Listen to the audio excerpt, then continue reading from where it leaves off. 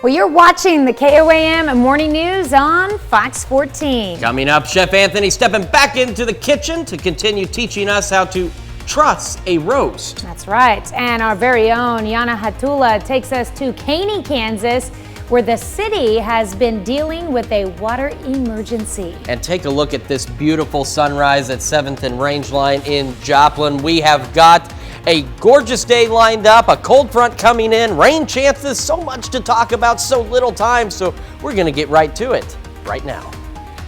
The 4 states' most watched news starts now. Thanks for joining us for the KOAM Morning News on Fox 14. I'm Tanya Bach. Paint the Town Red is happening in Webb City. The parade kicked off the party Wednesday night, and then everyone gathered at the middle school for a bonfire. There were also food trucks, bounce houses, and axe throwing. This allows not only football and cheer and band students to get together, but the entire community.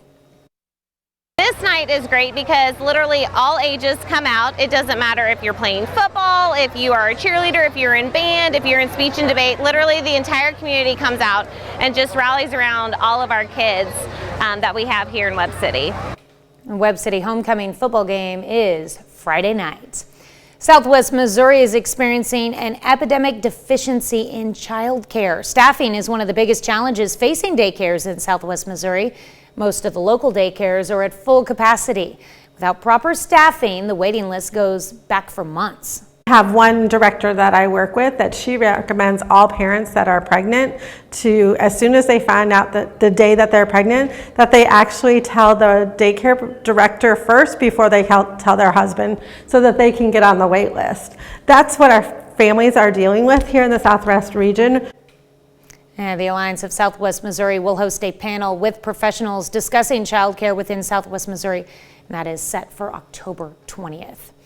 City of Caney, Kansas has been struggling with a log jam in its water source during a water emergency. KOAM's Yana Hatula talked with officials about the issue and the current water emergency situation. City of Caney has been in a water emergency for a few weeks now. The city's main water source had been affected by a log jam until now. It's a huge log jam that had been there for 40 years that the city had been talking about, so the city elders had talked about removing that and kind of kept putting it off. Well, it got to the size that the water couldn't get through it any longer. Large amounts of rain that washed the trees off the edge of the bank, the erosion process, and the trees just fall in the river, and that's where they stop. The city contacted Montgomery County Public Works for assistance to remove the logs. It was the most massive log jam I ever seen. I mean, it was, when I walked to the bank, I looked at him, I said, no. He said, now come on. I mean, it's just massive. The logs stopped the flow to the dam, where the city takes water for their use. The city is now hoping for 3 to 4 inches of rain. You have to have running water, and there has to be enough rain to saturate the ground where it actually repels the water. The city administrator has already started reaching out to the Kansas Water Association to get a permit to be able to receive water from other watersheds. He says the city is working to prepare if the issue comes up again. We're going to fix the problem and find a resource that's going to tie us into some other system that has the ability to help sustain us in a drought. In Caney, Yana Hatula, KOAM News. The city administrator says every city on a river in southeast Kansas that does not have a secondary water source is experiencing water shortages. We have got a nice day lined up for us. It's our last 80-degree day for the next few days at least. But how long will it last? Well, let's talk about all of that. I'm sorry, this thing is wireless and I'm getting weird interference in it, and it's kind of a little bit strange. 51 degrees in Joplin. We've got clear skies across the area right now and a calm wind, but that wind's going to pick up later today. We got 50 48 Center, 55 Chinook, 49 Parsons in Pittsburgh, 53 Neosho, and 51 as we start the day in Carthage. Wow, this feed has only gotten worse as the morning has gone on. This is the MoDOT camera looking live at, believe it or not, 36 in Range Line. I mean, you can make out Days Inn over there, but it's what happens with live streams from the internet. But if you have any commuting to do this morning, it's a green light because we got 50-degree temperatures and we've got clear skies to start the day. And your evening commute, another green light. So we got partly cloudy skies and the 70s. Allergy sufferers, great news for you. I keep bringing this up because the pollen counts were astronomically high the last several weeks, and they're finally coming down. A 4.9 out of 12 today and a 4.4 out of 12 for tomorrow. Going through the rest of the day, we will reach a high of 82 degrees. We'll have partly cloudy skies by the afternoon as we see some clouds increase across the area. And then we're going to drop back with that front, back down to a low of 51 degrees under partly cloudy skies. That means some of our outlying areas could even reach the upper 40s for overnight lows, so pretty chilly. Look at the weekend though. Saturday, absolutely beautiful, 72 degrees, partly cloudy. We watch rain chances Sunday, but we're only 74, so not bad whatsoever. And then we can take a look at the future track, talk about those rain chances. They are scattered, isolated to widely scattered at best. We're not talking a ton of rain with this system, but we're talking rain, and rain in any form is good for us.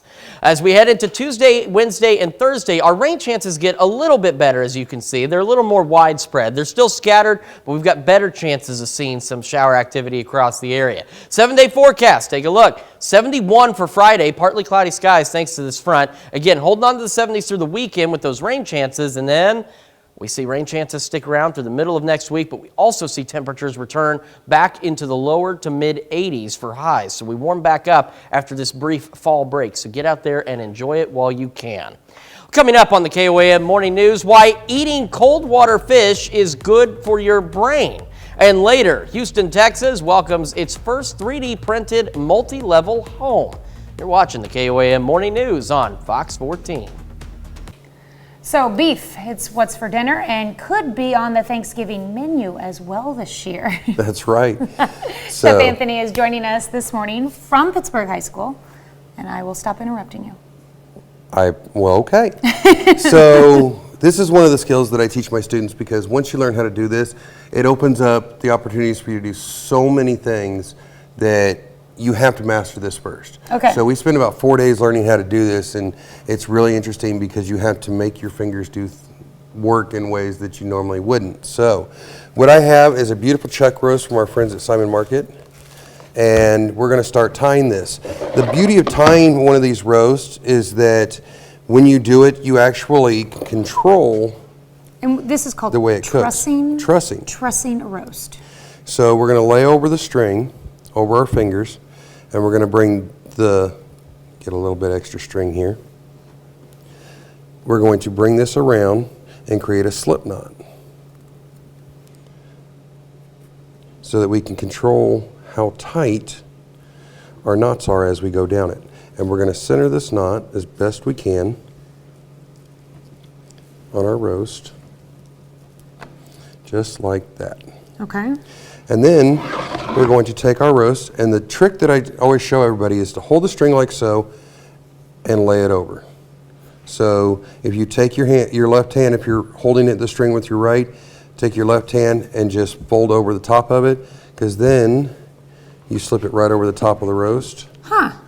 Okay. And pull it in together. Now you want to keep this string, these knots, in a line. And you want to aim to What's try the and benefit to keeping them in a line? you know where they're at when you're done. Okay. So, and it also helps to keep the constant pressure. Because it's gonna, as it cooks, it's gonna kind of dig into the meat. Yes, it's going to dig into the meat a little bit, but it also lets you keep the same amount of pressure all the way through the whole step. What's the benefit of cooking with tying it up like this? Like, You can- why would you want to do this? Everything cooks the same speed because you're bringing it to the same size. And it'll look, when it's all done in uniform, you'll understand, it'll make more sense. But it kind of looks, as you saw, our roast was not exactly even to start with. So we're going to just make it as even as possible so we get a nice even cook on it. Now most people, when they do a roast, they put it right into a crock pot, add some water and some seasonings, and then leave for the day. Well, this art is kind of lost in today's society, but you don't have to boil and cook that roast to nothingness. You can do it this way and get yourself a little bit more. Now I'm going to go one more knot. Does it help keep the flavor in when you're cooking it? Well, I wouldn't say the flavor, but it helps control the texture and the density of the roast. Okay. I don't like my roast boiled into nothingness. I like it to have body, and so I don't slow cook. But even if I was to do this in the sous vide, for instance, by tying this, it still maintains this wonderful, beautiful shape, and it looks great on, if you're having a dinner party, it looks great on a plate. So, and here we have our nuts. So if you buy a roast at a store and it already comes tied together, like that's for a purpose, you might as well cook it that way. Don't untie it and then cook it. Correct. Don't untie it and then cook it. And we're just going to move our nuts around just a little bit so we kind of get everything even. How close together do you want all of the... About an inch. About an inch apart? About an inch apart. That way it holds uniform. Because as you can see, now it's all pretty close to the same size. Yeah. And I've come all the way down the whole roast. So I'm going to roll over my roast and come up the back side. Oh. And what I'm going to do is go over. So you go over. And then under. And then under. And then pull it straight. Pull it right on out. And I'm going to do it again. All the way up the back side. Simple enough. It is very simple. The hardest part is to maintain your distances so that you have this nice uniform roast. Another thing of this is once you cut the strings off when you're all done, you have portion sizes. So if you know you have 8 people, you can cut this and you can tie this into 8 different sections and cut it right on the marks and have even portions for everybody before you even start. So you can kind of play with it a little bit and figure out, you know, make sure that you're setting yourself up. Especially like next week when we do pork roulade, this is going to come in really handy so that you can make sure that everybody gets the exact same size piece. Okay. So, and I'm just coming right up the back, just like so, and then right over the top. And I'm going to tie and secure right to this knot. So what I do is I go... So if you have a bigger roast, you may want to do a couple of rows of this? No, actually this is just one row. You tie the whole roast. Okay. I come under, and then I'm under it, and then I'm going to go over my knot and back underneath so that I'm securing that last piece of string, and then I can just tie a knot right here. Okay. So basically you're just tying it off there? Just tying it right on off there. I'm guessing you'll cut off your string and... Yep, and cut off my string and put it into the oven. Now, wait to season this until you've tied this up. This is the important part of this.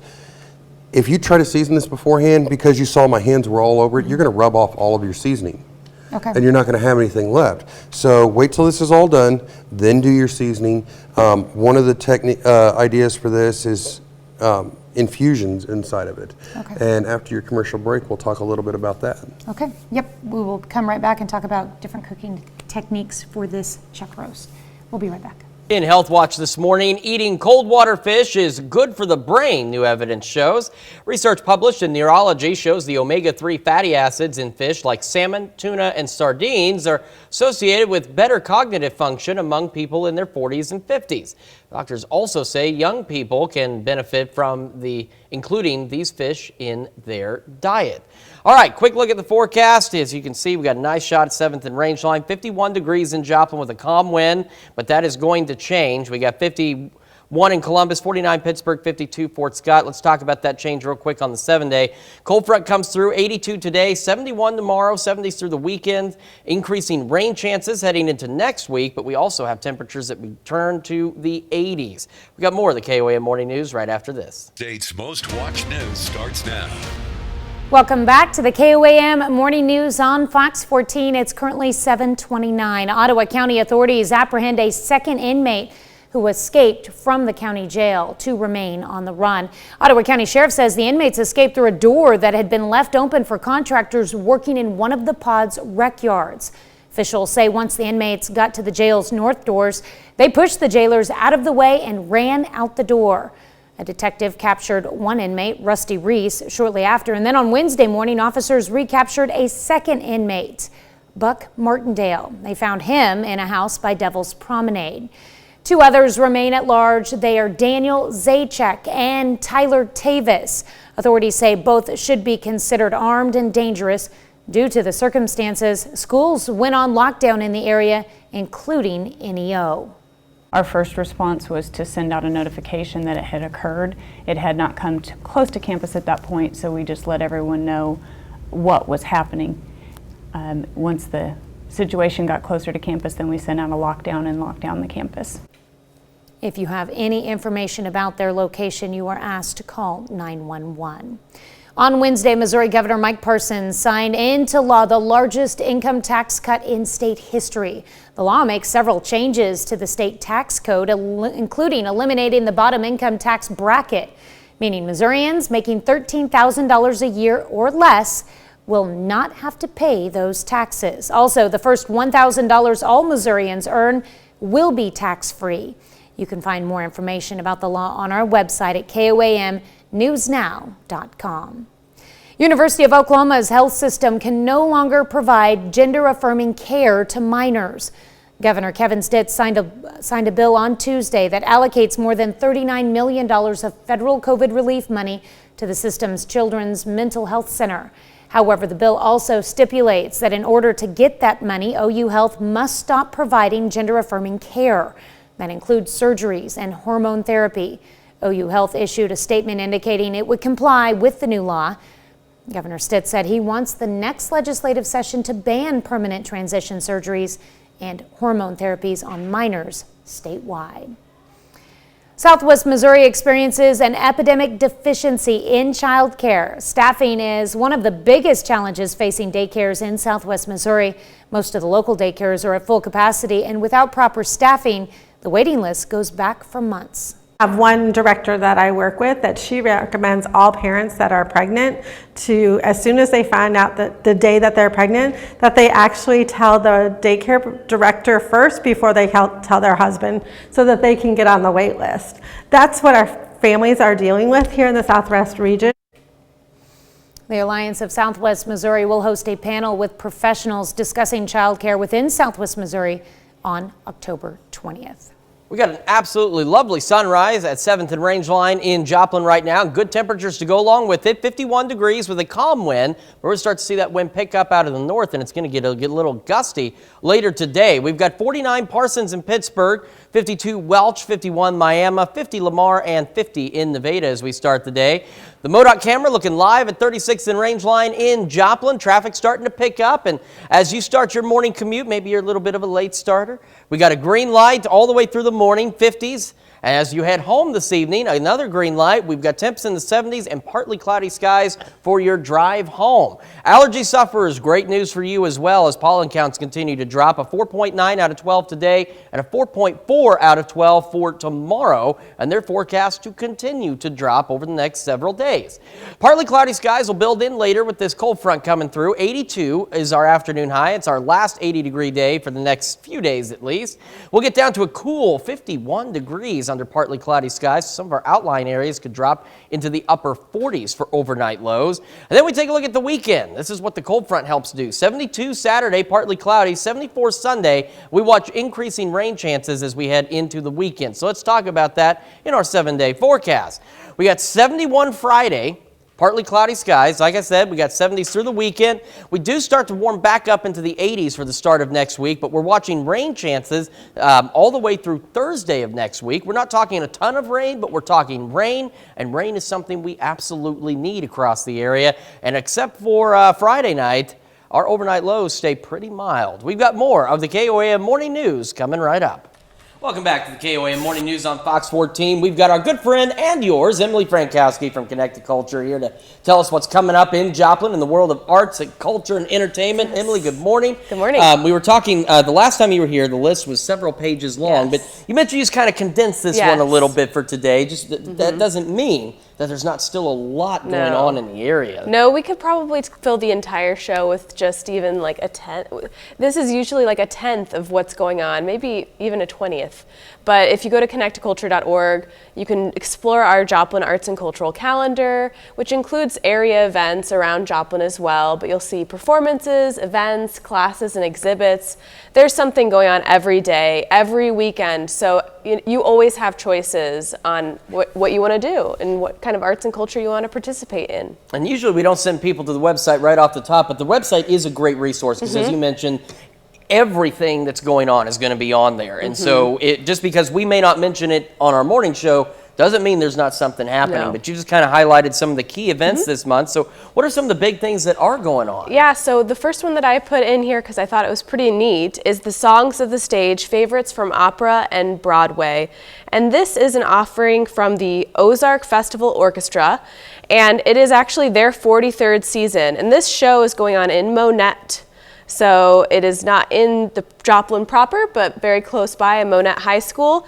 They are going, this is, a group of musicians from Southwest Missouri, and they are going to play all of your favorite songs from opera, from Broadway. You will recognize these songs. So if you're a music lover, if you're opera, theater lover, and you love orchestral music, this is the event for you. And it's there's all these talented musicians right here in our area. Sometimes people don't realize that so much talent is just all around us. You don't have to go to Kansas City or St. Louis to experience it. There's so many different opportunities right here. Right, and you mentioned Kansas City, St. Louis. Kansas City is the Kansas City Symphony. Yes. And so, it's easily identifiable, the talent that they have, because they have that specific group that performs at a number of things. But as you mentioned here, we don't quite have something like that yet. But there is a lot of talent here, and of course that's not the only thing going on. No. And I was just looking real quick. There's very low cost prices for the Monette show, and I was noticing that a lot of these things they're either free or very affordable. And I think that's something that people need to know too, is that art is accessible. It is. These shows are accessible. Just because it's an art show or a music show, it doesn't mean that the rates are going to be astronomical. These are very affordable, if not free in some Exactly. cases. You hit it right on the head. That is exactly right. There's so many free opportunities, so many low-priced opportunities as well. And this kind of bleeds into our next topic of National Arts and Humanities Month, because this month is all about celebrating arts and culture and getting more access to it and starting that relationship with arts and culture. And Connect to Culture is just a great resource for you to be able to do that, since we network and we talk to 40 plus different nonprofit and for-profit arts organizations. We collect all their information and put it out there on our website, on social media. We come to share the news with you all. And National Arts and Humanities Month is all about celebrating arts and culture all over the nation. So we're not alone in celebrating.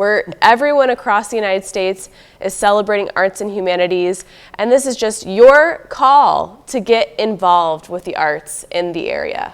An excellent opportunity to do so. And then you've got something also just in time for spooky season. It is. There's a lot of course, it shouldn't surprise anyone that there's a lot of creative offerings during the Halloween and spooky season. But Ghostly Glades is an area favorite over at Wildcat Glades. And this is pretty near and dear to my heart because my mom helps out with the Church Glades Master Naturalists, and she sometimes helps write the scripts for their different characters that you'll find out on the trails. But this one is all about Scooby-Doo theme at the Glades, and they teach you about different natural topics throughout the Glades. They have people in costumes that have specific scripts that are very funny, sometimes spooky, and they teach you a lot about what kind of critters, what kind of wildlife and greenery you might find out there. So it's a really fun opportunity for people to dress up in costumes, come and learn as well. All right, Emily, thank you so much for joining us this morning, because this is what we're talking about. There's still more on this list, and we're already out of time. Oh my That's gosh. the crazy part. And so there's a lot of great things going on, as we mentioned. You can find the information at the Connect to Culture website, and of course we'll have links to all this stuff on our website, KOAMnewsnow.com, and there's the other site, connecttoculture.org. That's number 2, by the way, connecttoculture.org for more information on all these fantastic, either free or very low-cost events taking place across the area. Emily, thanks again so much for joining us this morning, and we will be right back after this. We've got an absolutely lovely sunrise here for us at 7th and Rangeline ahead of an absolutely beautiful day. In fact, it's going to be our last day in the 80s for the next few days. 51 degrees in Joplin right now, clear skies and a calm wind. The wind will pick up a little bit later today. 50-48 Center, 55 Chanute, 49 Parsons, 51 Columbus, and 50 in Neosho. Right now, this is the MoDOT camera. Again, every so often this feed isn't so great, but it's looking live at 36th and Rangeline in Joplin. If you're still starting your morning commute, maybe again you're a little little late starter. We got a green light because we got mostly clear skies, 50s, and on your drive home, another green light because it's going to be pretty decent, partly cloudy skies and temperatures in the 70s. Good news for allergy sufferers. We've been mentioning because I want to make sure allergy sufferers know they can start to get back outside again. Pollen count today at 4.9 out of 12 and a 4.4 out of 12 for tomorrow. As we go into later today, we'll have some increasing clouds and be partly cloudy by the afternoon, 82 the high, and then that north wind picks up, gusting upwards of 20 miles an hour. Cold front comes through, drops us down to a cool 51 degrees under partly cloudy skies, and a quick check of the 7-day forecast shows what it does for our weekend. 71 Friday, partly cloudy, 71. That's not a typo, that's real. 71 degrees. 72 Saturday, 74 on Sunday. Nice days, and we start to watch some shower chances by Sunday. We hold on to some scattered shower and thunderstorm chances all the way through Thursday of next week, but we also warm back up again into the 80s. So we'll have to keep an eye on all of that. Not a ton of rain, but rain on the way nonetheless. Now, here's Tanya Bach with Consumer Watch. That's right. OPEC plus energy ministers meeting in Vienna announced plans to cut oil production by a larger than expected 2 million barrels a day. That starts next month. The group's first big supply cut since 2020 could affect the global economy and raise prices at the gas pump. White House said President Biden considered the efforts to cut output short-sighted, citing the impact of Russian President Vladimir Putin's invasion of Ukraine. Ford Motor says rising manufacturing costs are prompting it to raise the base price of its electric F-150 Lightning pickup truck by $5,000 to just under $52,000. A Ford spokesperson tells CBS News the move is due to ongoing supply chain constraints, rising material cost, and other market factors.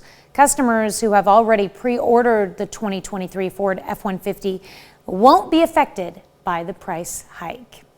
Well, a Colorado baker who won a partial Supreme Court victory after refusing to make a gay couple's wedding cake a decade ago on religious grounds is challenging a separate ruling. A lawyer for Jack Phillips urged Colorado's appeals court to overturn the decision that found he violated the state's anti-discrimination law by refusing to make a birthday cake celebrating a gender transition. At trial last year, Phillips testified he did not think someone could change genders, and he would not celebrate somebody who thinks that they can. We'll be right back with more after this, but first, let's take a look at the market prices before the opening bell.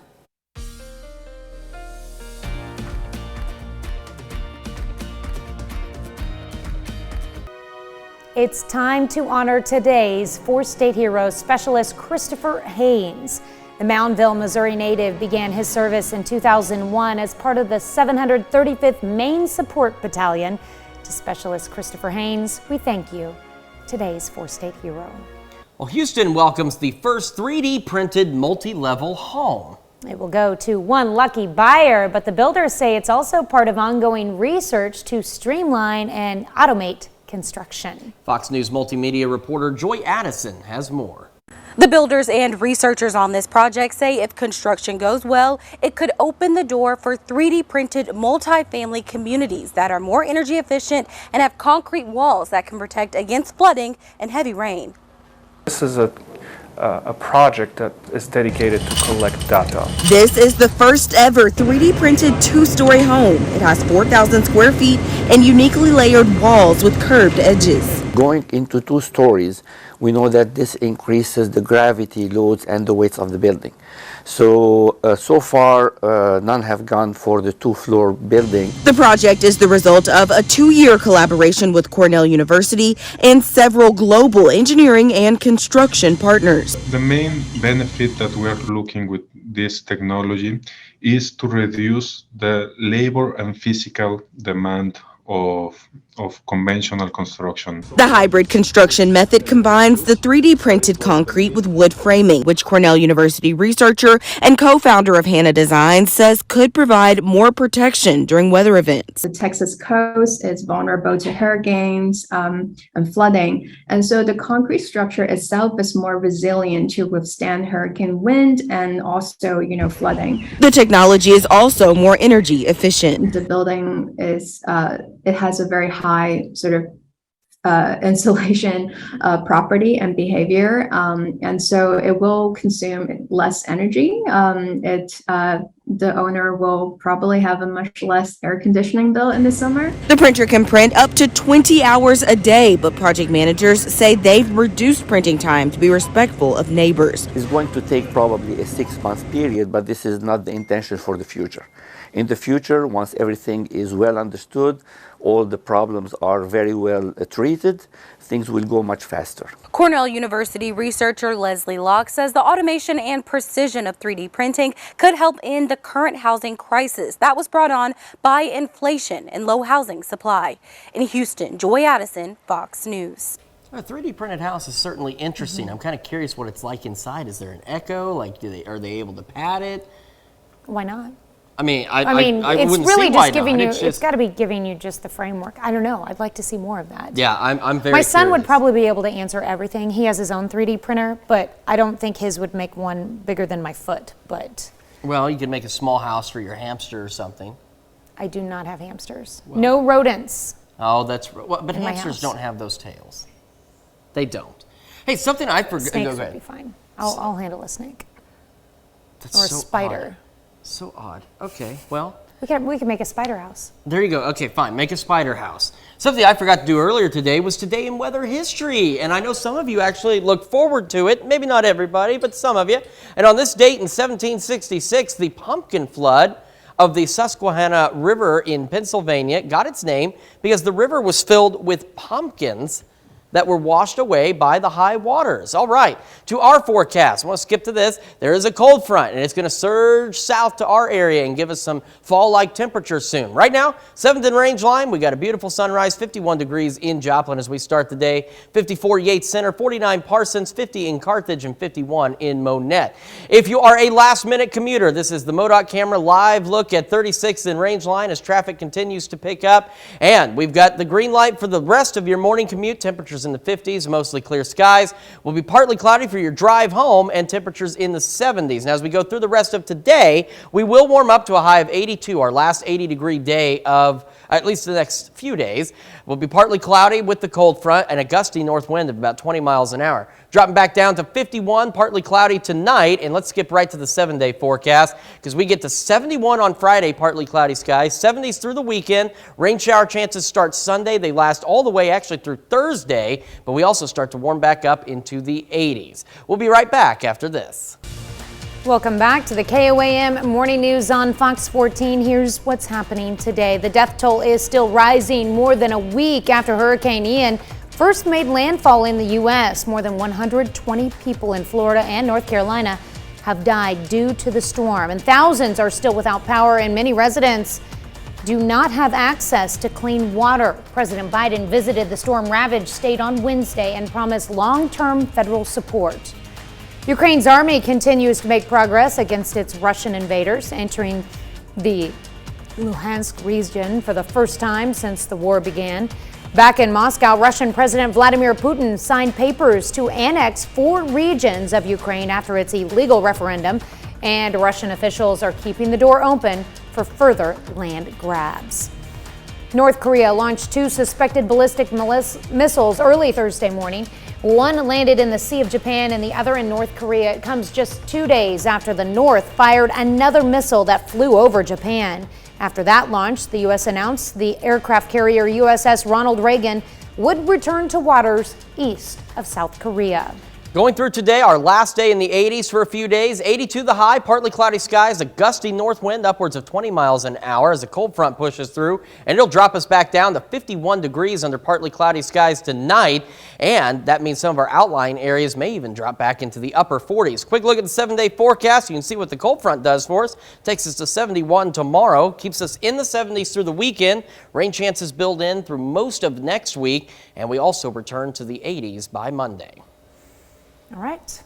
So, yeah, not bad. And these rain chances we have upcoming, they're not excessive, but it's rain chances, and we'll take them. And we're still watching that system 2 weeks out to see if maybe it can bring us a lot more rain. I know a lot of people didn't get anything from the rain that was earlier this week, so hopefully they can get in on this one. Yeah, absolutely. Well, thank you all so much for letting us put the good in your morning. We're back with more news and weather at noon. Have a great morning and an even better day.